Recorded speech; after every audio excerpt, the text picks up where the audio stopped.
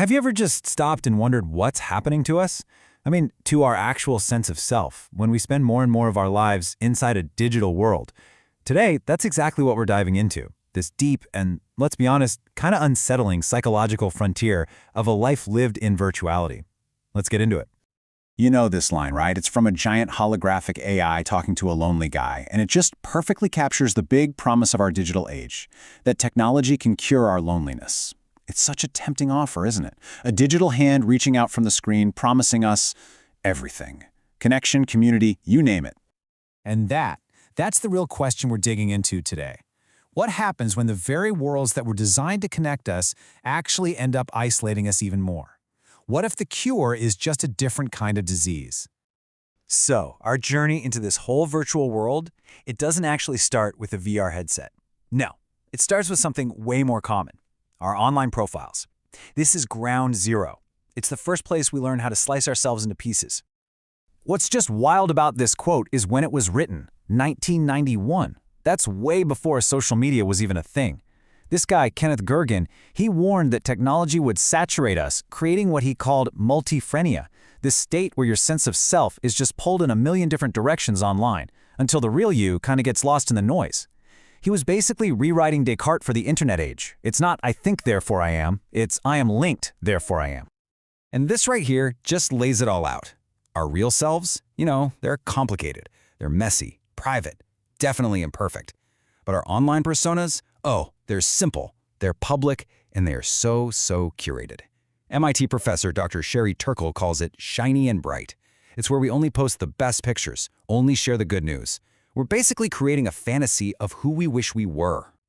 And here's the kicker. After all of that linking and sharing and curating, the end result isn't always connection. As Dr. Turkle found out after years of research, in this super-connected virtual world, we can end up feeling profoundly, deeply alone. The digital community we build, it can feel like a half-light, like a shadow of the real thing.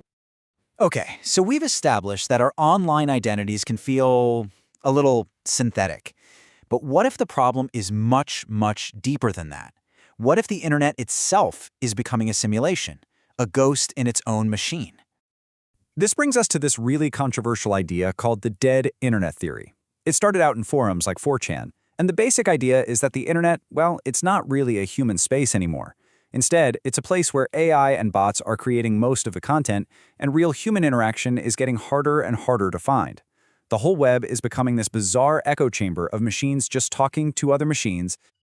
Now, before you write this off as some fringe conspiracy theory, just look at this number, 51%. According to industry reports, for the first time in history, bot traffic online is now bigger than human traffic. More than half of everything happening on the internet is automated.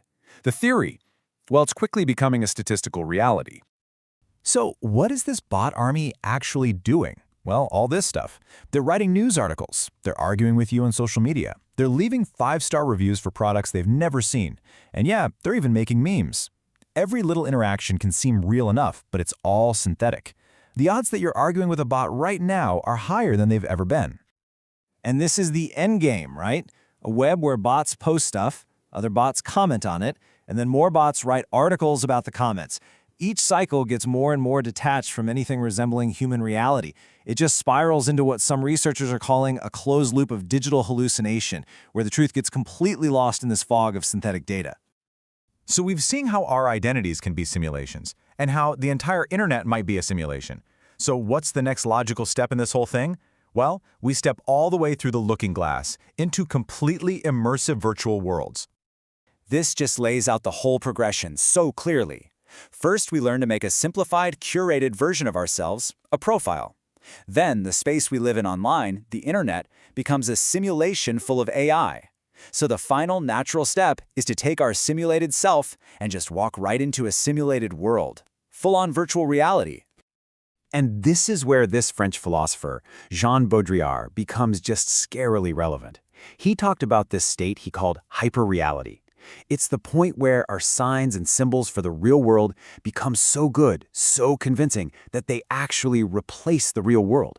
We literally lose the ability to tell the difference between what's real and what's just a simulation of the real. It's not a map that represents a territory anymore.